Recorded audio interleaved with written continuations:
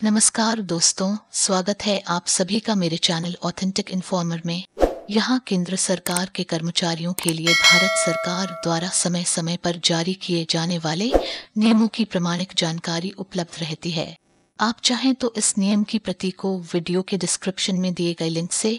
Download भी कर सकते हैं। तो आइए जानते हैं इस नियम के बारे में। पति और पत्नी दोनों के सरकारी सेवक होने और साथ निवास करने की स्थिति में एलटीसी के नियम कार्मिक लोक शिकायत तथा पेंशन मंत्रालय, भारत सरकार के कार्मिक और प्रशिक्षण विभाग के कार्यालय ज्ञापन दिनांक 8 मई 1990 के अनुसार पति एवं पत्नी के सरकारी कर्मचारी होने तथा साथ साथ निवास करने की स्थिति में छुट्टी यात्रा रियायत यानी एलटीसी की स्वीकार्यता संबंधी नियम जारी किए गए हैं। पूरक नियम 2(8) के अंतर्गत दी गई परिवार की परिभाषा, जो अन्य बातों के साथ साथ छुट्टी यात्रा रियायत की स्वीकार्यता के उद्देश्य से भी लागू होती है, के अनुसार किसी सरकारी कर्मचारी के परिवार में सरकारी कर्मचारी के साथ निवास करने वाले पति अथवा पत्नी जैसा भी मामला हो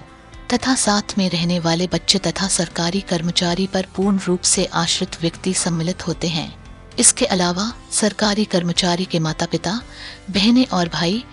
यदि वे सरकारी कर्मचारी के साथ निवास कर रहे हैं तथा उस पर पूर्ण रूप से आश्रित हैं,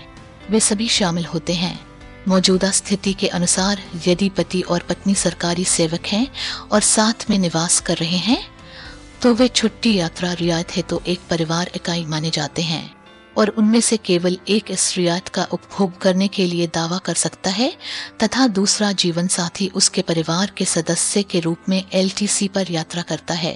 ऐसी परिस्थिति में सरकारी कर्मचारियों के लिए एक ही ग्रहणगर की संयुक्त घोषणा करना आवश्यक होता है, जो दोनों जीवन साथियों में किसी एक का ग्रहणगर अथवा कोई अन्य स्थान हो सकता है। इसलिए वह जीवन साथी जो दूसरे जीवन साथी के परिवार के सदस्य के रूप में छुट्टी यात्रा रियायत यानी एलटीसी का लाभ लेता है, अपने माता पिता अथवा आश्रित भाइयों और बहनों के लिए एलटीसी है तो अलग से लाभ का दावा नहीं कर सकता, भले ही वे उसके साथ निवास कर रहे हों। दूसरी ओर जहां किसी दंपत्ति में दोनों सरकारी सेवक हैं और अलग अलग निवास कर रहे हैं तथा अपने अपने ग्रहणगर के रूप में दो अलग अलग स्थानों को घोषित करते हैं, तो ऐसी स्थिति में अपने आश्रित माता पिता,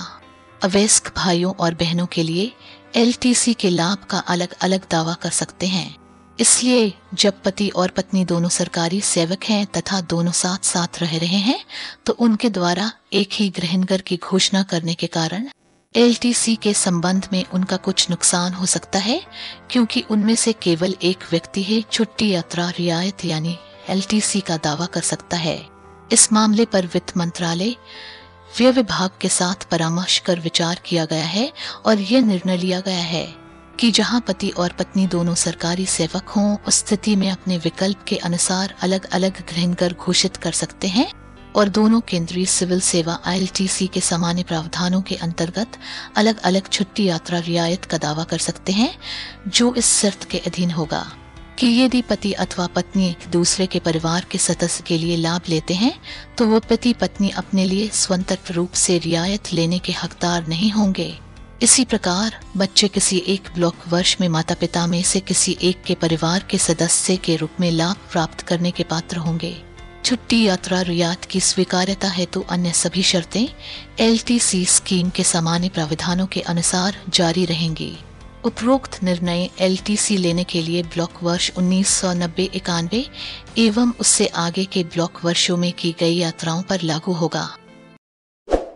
संपूर्ण जानकारी के लिए आप डिस्क्रिप्शन में दिए गए लिंक से इस नियम की प्रति प्राप्त कर सकते हैं।